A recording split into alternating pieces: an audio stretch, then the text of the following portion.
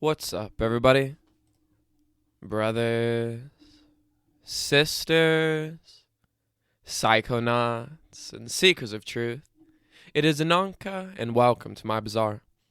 Today, I have a ketamine chirp report for you. The title of this chirp report is Field of Consciousness, and was submitted to Erowid in 2002 by the user Fairney MPH. With all that being said, let our story begin. Dose 45 milligrams injected subcutaneously. Ketamine taken from a bottle of Ketalar Soln.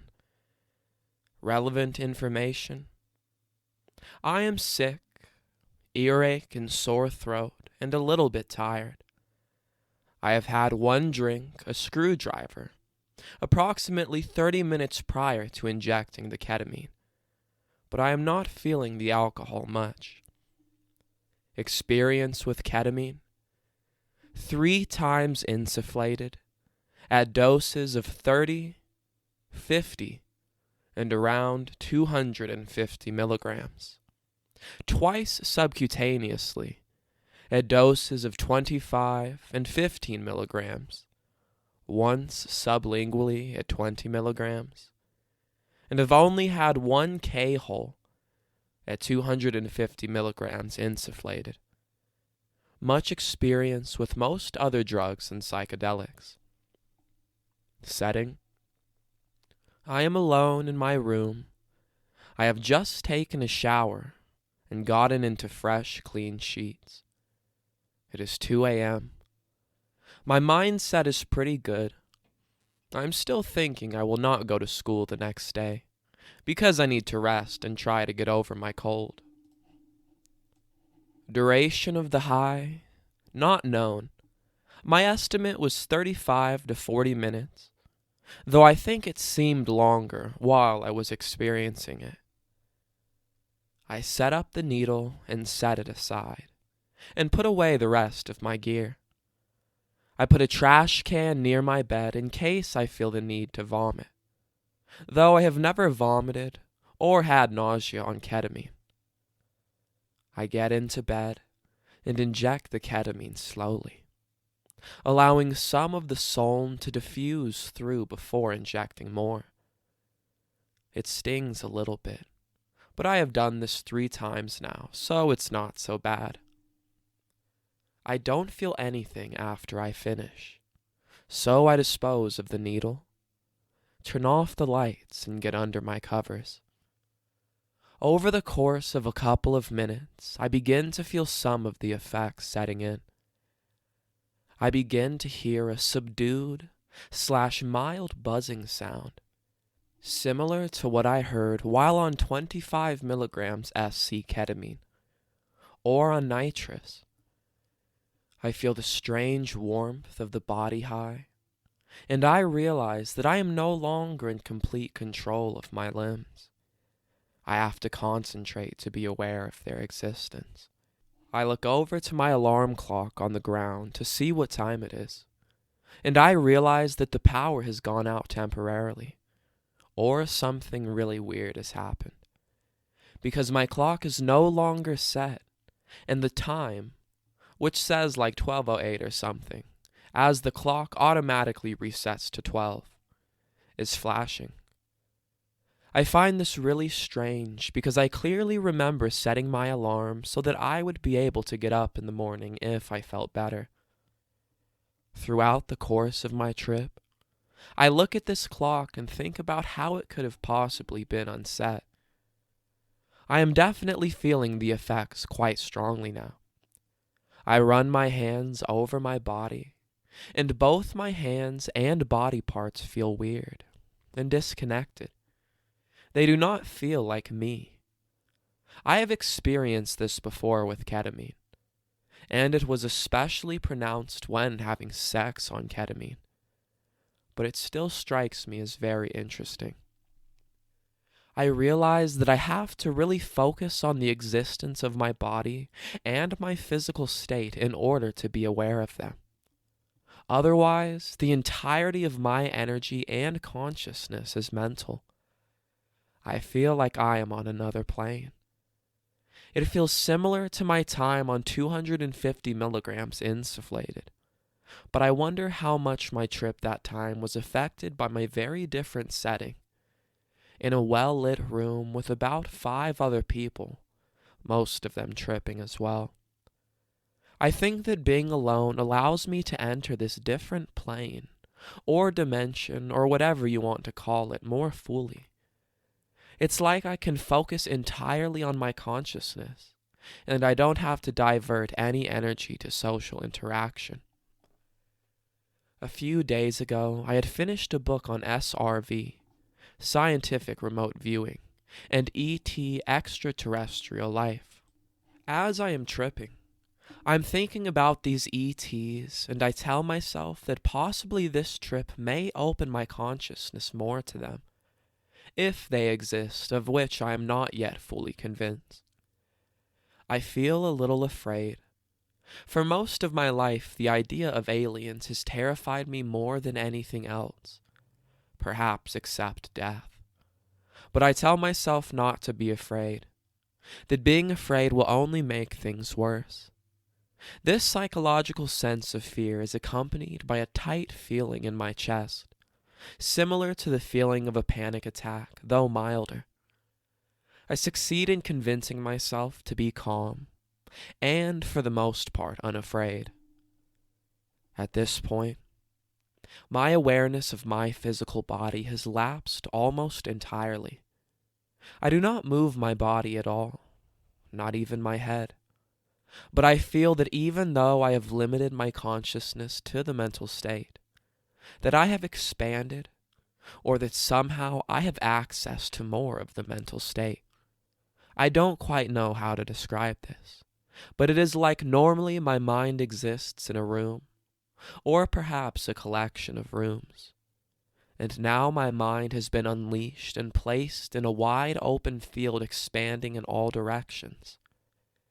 The field of consciousness is dark, though, so I am still not fully aware of its boundaries or its contents. But I am aware of its vastness and its infinity. I feel a little like I am stumbling around in this FOC semi-blindly. At this point, my eyes are usually closed, though I open them periodically. I try to determine which way, eyes closed or eyes open, will allow me to see more. I use the term see very broadly in this context. Thus, sight refers not only to physical sight, but also mental, psychological, and spiritual insight. Throughout my trip, I will return to this dilemma: eyes open or eyes closed. For about 65% of the time, though, I decide to close my eyes, believing that this will allow me to explore more mentally. I consider this: the fact that there is more to explore without my body, without my eyes, just within my own mind/consciousness. A very fascinating concept. It's as if there is a completely different dimension, and possibly many different dimensions, which can only be accessed through the portal of my mind. I think back to the aliens/ETs. I am very curious about them, and I consciously make an effort to sense their presence or somehow communicate with them. I have previously in my life, not while high, and most times during my early childhood, sensed the presence of other beings, even though I was physically alone, from what I could tell. This sense that I am not alone, and that I am sharing or somehow linking my consciousness with other beings, quite possibly ETs, develops during this trip. But I can only barely sense this presence. It is as if the connection between my consciousness and these other beings is a bad line, or there is a lot of static or something like that. I am aware of them, but only very vaguely. And though I try to make the connection more clear/obvious, I fail. Throughout the trip, this connection fades in and out, and I never actually feel like I get a clear line. I will note here that the trip seems to last for a while I am in it. There is definite time dilation, but I do not find it disturbing/unsettling as I often do with other psychedelics. My thoughts turn to death, which is a somewhat common concept for me when I trip, and a concept that I have thought about with previous ketamine use. When I am sober, thinking about death typically results in a mild panic attack, extreme psychological terror, hyperventilation, a tight feeling in my chest, heart pounding, etc. This type of reaction was especially pronounced when I was younger. When I am tripping, either on ketamine but also on acid and shrooms, I tend to be able to think about death a lot more calmly and with greater perspective. This is also the case now. I still feel some sadness/fear at the thought of no longer existing as Julia, as me, as an individual. But I feel removed/detached from these emotions, and I feel a sense of acceptance that whatever comes after death will be a valid state of consciousness/existence in its own way. I understand this intuitively, but having it presented to me again consciously, or semi-consciously, is oddly comforting. I begin to feel as if I am emerging from my deeply introspective state. I move my arms and legs around a bit, and think that if I really needed to, I could get up and walk a short distance, and I find this thought comforting.